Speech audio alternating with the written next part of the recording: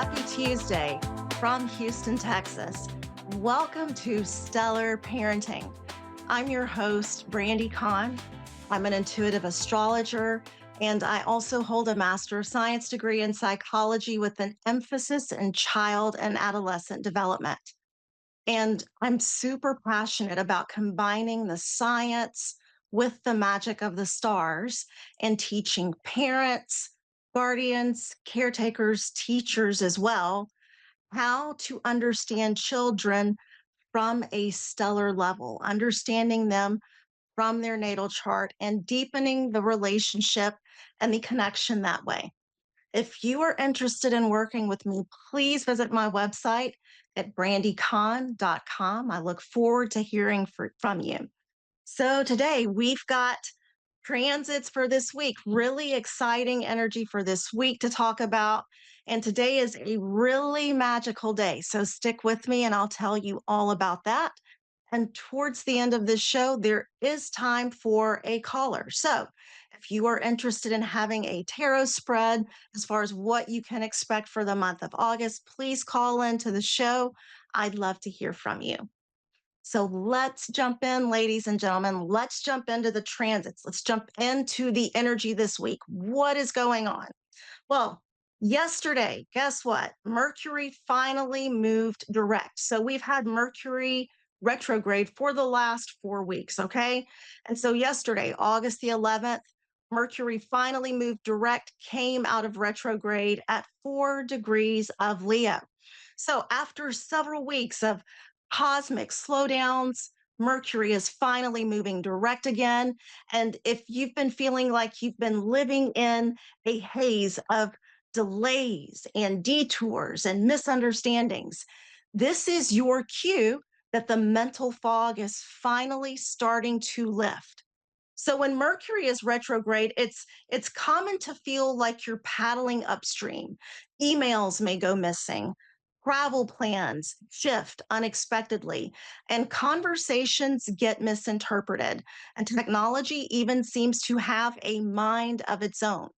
And many people also find themselves revisiting the past as far as old relationships or unfinished projects or unresolved emotions. All of that stuff tends to resurface so that it can be sorted out during Mercury retrograde. But now that Mercury is moving forward, Mercury is direct, we now enter a phase of renewed clarity and momentum. So conversations start to flow more easily. So your communication should be much easier now, and plans begin to move ahead. And it feels safer to make commitments or to go ahead and set things in stone. However, there's still what we astrologers call the post shadow period, which usually will last for about a week or two after Mercury turns direct. I'm going to go more for about a week after Mercury turns direct. So this means that Mercury is moving forward, but retracing the degrees that it traveled during the retrograde. Okay, so while the worst of the confusion is behind us, it's best to ease in gently to everything rather than to jump in full steam ahead. Okay. So think of this like merging onto the freeway.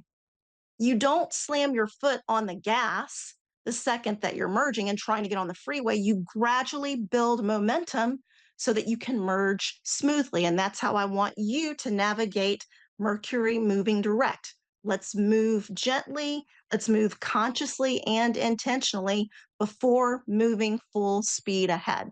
So here's some things not to do, at least not right away. I don't want you to rush any major decisions on the exact day that Mercury turns direct. So that would have been yesterday, August the 11th, today, August the 12th. Give everything a day or two just to stabilize. Okay. Also, avoid overloading your schedule. So, yes, momentum is returning, but pacing is key. Pacing is very important. And don't assume misunderstandings have completely vanished. Okay. I still want you to double check details for about another week. If you can, please avoid buying major electronics until We're a few days out of this station point. If you absolutely have to go buy that laptop because school is starting for your child or for your college student, make sure that there's a good return policy in place and you keep your receipt in case there are any issues. And don't forget to tie up loose ends from the retrograde period before starting something brand new.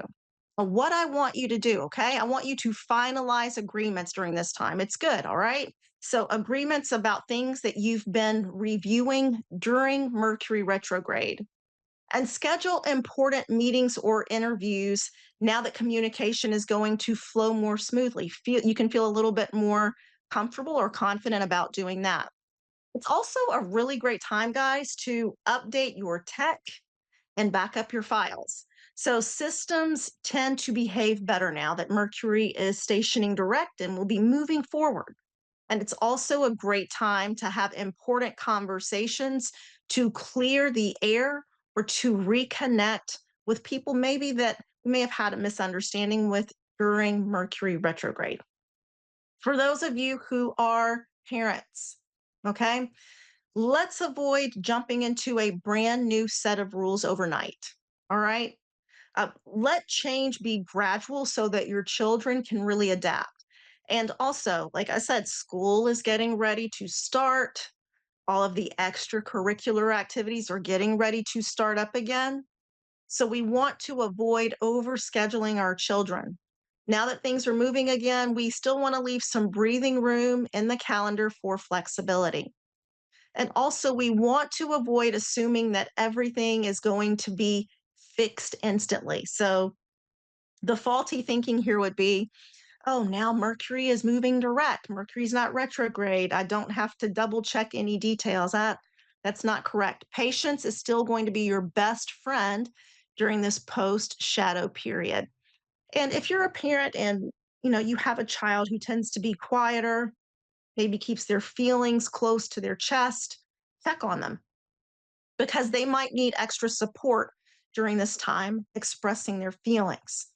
Now, what you can do, parents, revisit your family routines, okay? Clarify morning schedules, after school activities, and bedtime rituals so that everyone knows what to expect. And have family meetings to clear up any lingering misunderstandings and create space for your children to share what's on their mind. Also, look out for after school plans or school communication, anything that may have been missed or delayed during the retrograde, any emails from teachers, text messages from school systems. Make sure that you're caught up on everything. You also want to repair or replace any tech items that your family relies on. So that would be laptops, tablets, or even the Wi Fi setup. We need to double check so that homework and communication run smoothly. Also, yesterday we did have Saturn and air in the sign of Aries at 1 degree, sextiling Uranus at 1 degree of Gemini. And you're probably still going to feel this today and tomorrow. So, this is a cosmic teamwork transit between two very different energies.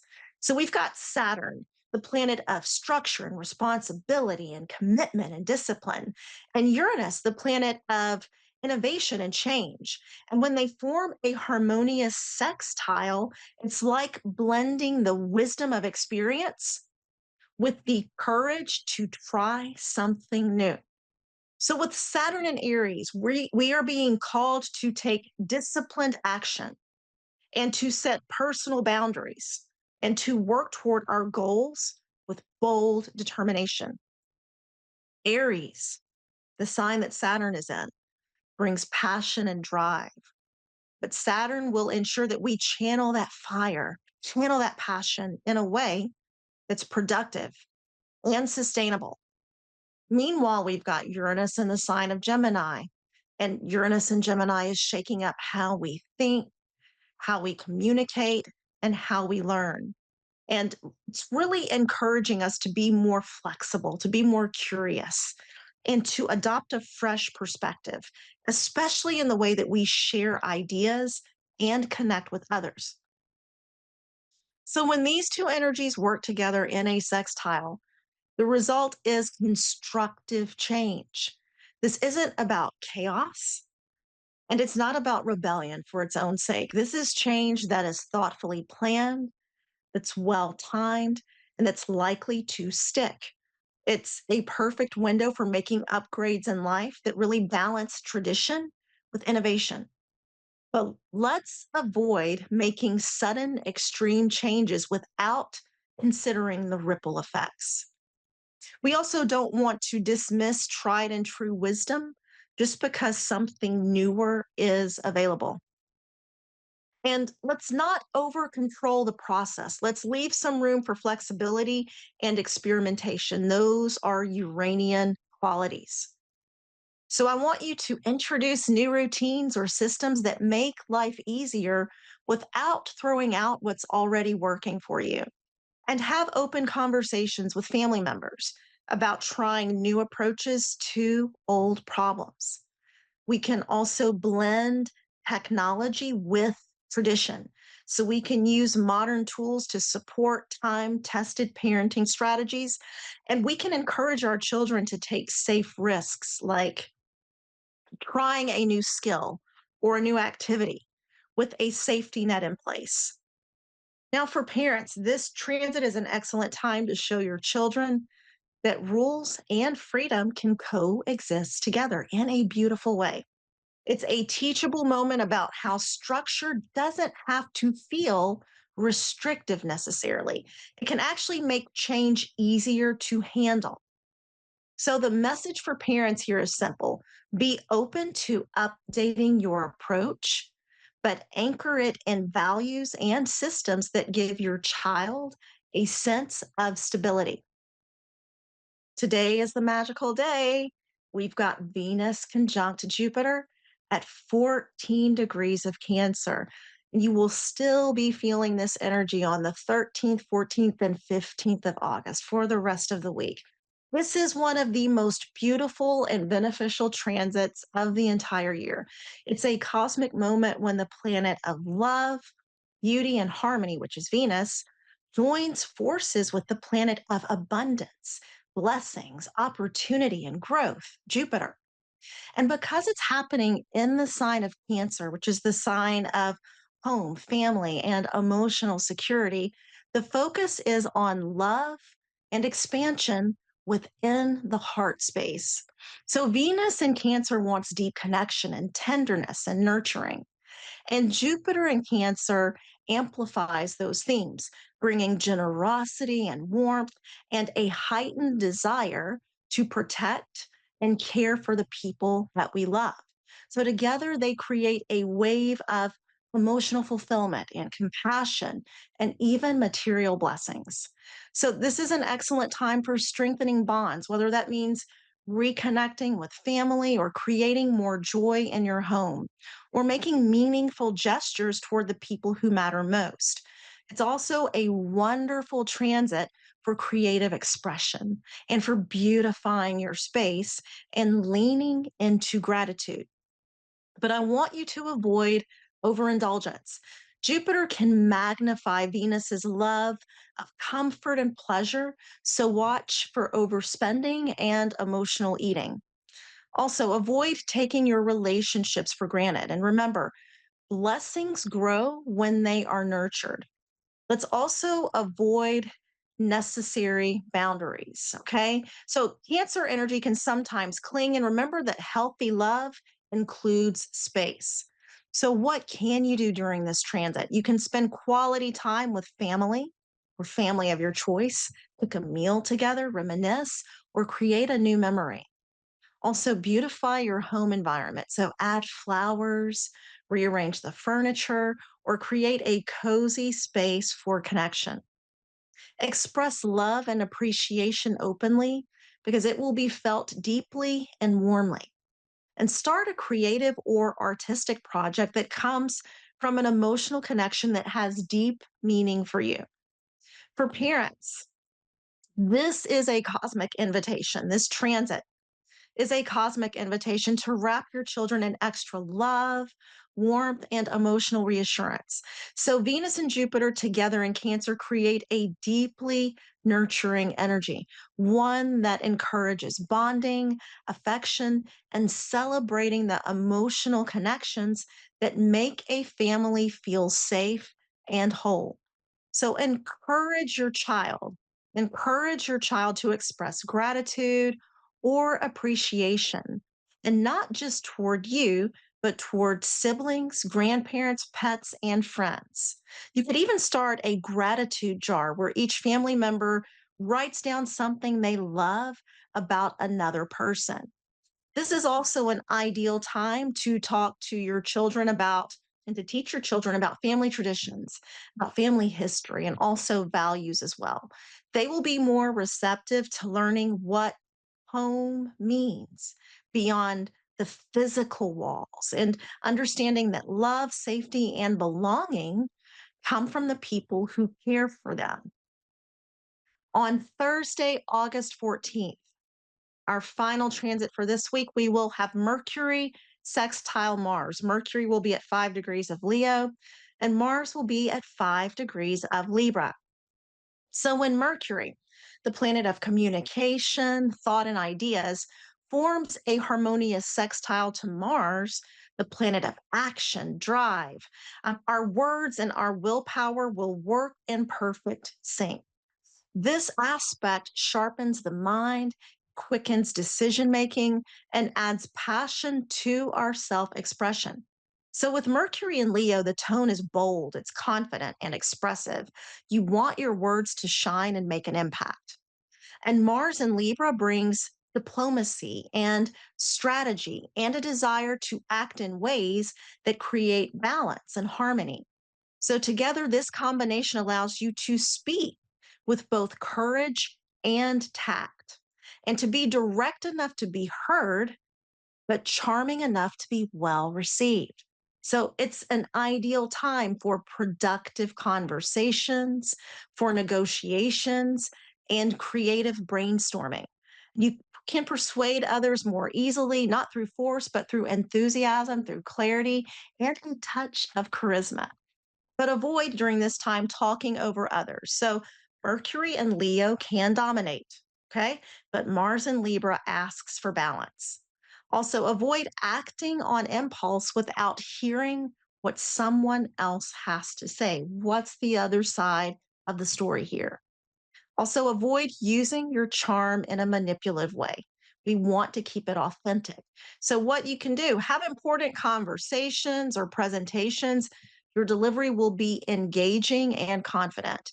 It's also a great time to negotiate agreements or settle differences with fairness and respect. You can also channel mental energy into creative writing, into public speaking, or marketing projects, and make quick but thoughtful decisions during this time. It'll be easy with the energy of Mars, especially those involving partnerships or creative collaborations. For parents, under this transit, your children may be especially eager to talk, to share ideas, and express themselves with flair. Remember, we're dealing with Leo energy.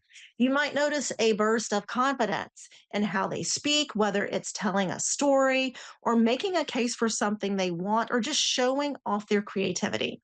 So, while it's a wonderful time to encourage your child's self expression, it's also important to guide them toward balanced communication and remind them that listening is just as powerful as speaking.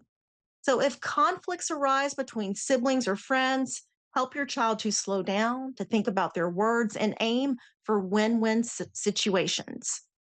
Mars and Libra's influence can teach them that true leadership and communication comes from blending courage with cooperation.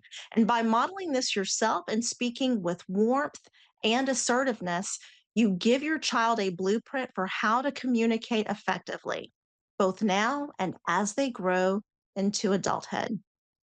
Those are the transits for this week. And now we are ready for our caller. And we do have Jeanette in the UK Jeanette. calling. Hi, Jeanette. How are you? I'm good. You? I'm doing well. It's nice to have you. Thank you so much for calling. Thank you. Yes. Would you like a tarot spread on what you can expect over, for the month of August or on any other situation in particular? Yeah, can you do it around love, please? Do one on love. Is that correct? Did I hear you correctly? Yes, yes, Yes. please. Okay. Yes. Okay. Let's do it. And am I saying your name correctly? Is it Jeanette? Yes, you are. Okay, great. Okay. Okay. So let's see. Jeanette and wants to know about love. Let's see what we've got here for you. See what we've got. Okay. Okay. Jeanette, please tell me when to stop shuffling. Okay, Okay. Did you want me to stop stop, or okay, stop. stop. Yeah.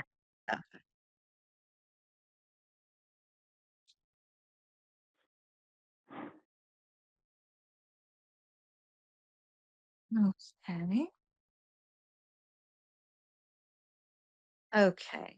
So Jeanette, the first thing that I notice in the spread that I'm looking at is I do feel when it comes to love, it's been a touch and go area for you. It does seem as if maybe there have been relationships with people who were not honest. Would you understand that? In my past, yeah. Yeah, or betrayal. Looks like that there's the theme of maybe there could have been a betrayal before. Do you understand that? Yeah, way back in my past. Okay, yeah, okay. So I'm seeing that that's the history of what you're wanting to know about. Um, and I've got so many male figures, it's not even funny. In this spread, I've got the King of Cups really in a very favorable position. But I also want to say the King of Wands, would there have been a significant male in your life who would have been a Leo, an Aries, or a Sagittarius? Um, no, I think I know who you're picking up though. I think they're a Okay. Pisces with Aries in Okay. their chart. I'm pretty sure. Okay. Okay. Okay. Because I know that I do see this male figure in the past. What I do want to say is, um, as you are opening yourself up to love and opening yourself up to connection, one of the things that's coming through intuitively and in this spread is always to make sure that you keep a sense of discernment, and really learning about who a person is at the deeper level rather than just what they're showing you on the surface. Does that make sense? Yeah, I think so. Okay.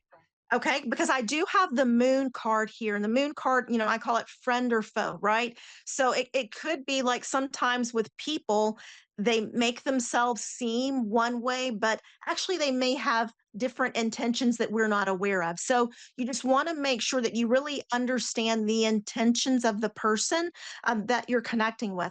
I do see, like I mentioned earlier, the King of Cups in a favorable position showing up, I would say, over the next 3 to 4 weeks.